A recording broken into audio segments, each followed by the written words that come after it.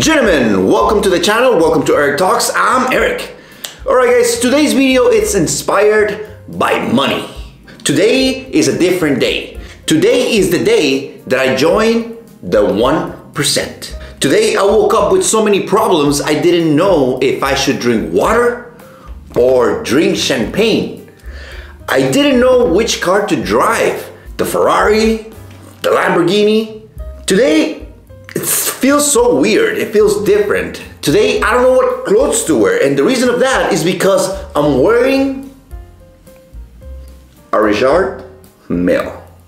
Alright guys, all jokes aside, that would be me if I was actually wearing a Richard Mille watch. But today I'm gonna be reviewing a $30 watch. This is the Richard Mille from Amazon. Believe it or not, it doesn't look that bad. So what made me buy this watch? Basically, I was just scrolling down through YouTube watching some videos, and I came across this video from producer Michael. He makes videos of watches, luxury watches, like actually luxury watches. Rolexes, Pateks, and in this video in particular, he was reviewing knockoff watches. And what caught my attention was that when he grabbed this watch right here, he said that the strap felt a lot like a Richard Mille. So I was like, wait a second. You're telling me that a $30 watch feels a lot like a Richard Mille watch? So I had to buy it. He actually said that the video was not sponsored, which I believe it, because, I mean, what kind of company that makes knockoff watches will pay for them to sponsor a video? So I know the guy is being legit. So the video was not sponsored, and he had many other watches, but this is the one that caught my attention the most, because I know that this watches, guys, the actual watch would go for like $300,000, $500,000, $1 million.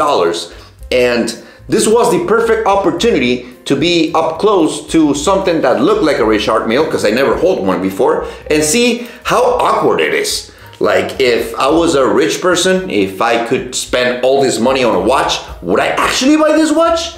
Well, I don't know, a lot of things comes to mind. But a little side note, if I was out on a Friday night, Saturday night, I was at the club, popping bottles, I'm at the VIP, I look like I have money, I don't think I would doubt that this is a Richard Mille. I never seen one before, but I'm pretty sure if it's dark out there, if I don't get too close to the watch, I might get fooled. So today, we're gonna take a closer look at the watch, the $30 watch. We're gonna see some of the things that are particular to this watch, and I'm gonna share my opinions with you about the watch, if it's something that you should buy, or if it's something that you should stay away and keep your $30 from. Alright guys, and now that we know this, let's take a closer look at the watch. Alright, first of all, this is how you can find the watch on Amazon. I just put Pin Time Richard Mille. That's the brand, Pin Time.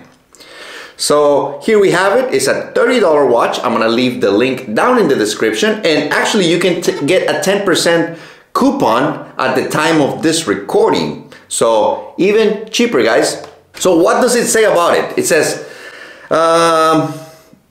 something about it's a quartz analog watch, sword luminous pointers, and they talk about the package that comes with a nice blue gift box, cleaning cloth. What I find interesting is that it doesn't say anything about the watch, like the movement, the materials, nothing. And this watch, guys, this watch is pretty heavy. Like, I don't know, I'm maybe thinking that this is not even stainless steel. Like, it's so cheap, it cannot be stainless steel. But anyway, this is how you can find the watch. If you like the watch, go ahead, get it for yourself, and have a fun time. That's the most important part. Alright guys, so here's the watch from up close. As you can tell, the finishing is pretty rough. That's when you start seeing that this watch is actually $30 and not $100 or $200. You can tell that the quality control is not as good. What caught my attention is that it has a lot of detail when it comes to the inside of the watch. It's actually not terrible. Some of the hands are non-functional. Like, you have this, like, I think it's the power reserve, but this watch is not automatic, so those hands do not move. They're just for decoration. It has the date right here, They actually did a good job in showing the date wheel on the back, because when you pop the crown and you start moving the date, one second, just let me get it right here. You can see the rest of the numbers moving behind it. And I really like that. It's actually like a nice little detail. The strap doesn't feel terribly cheap, but it's not the best one. You can tell that they cut some corners right there. It's not the best material, but it's pretty decent for $30, to be honest. I think I was expecting something a lot worse. The pushers right here, they're like the cheapest pushers ever made. They're not even fixed in place. They just move around. But overall, I would say for $30, guys, you cannot get anything better. Like, this is the best thing that you can buy with $30 if you're trying to get a watch that looks expensive. Important little detail, guys, this watch is not a knockoff because it says Pin Time on the top. Overall, it's just a Richard Mille lookalike. Actually, surprisingly, this watch chronograph is functional. It's really hard to read, but as you can tell, it's ticking. So for $30, I didn't even think I was gonna get something like this.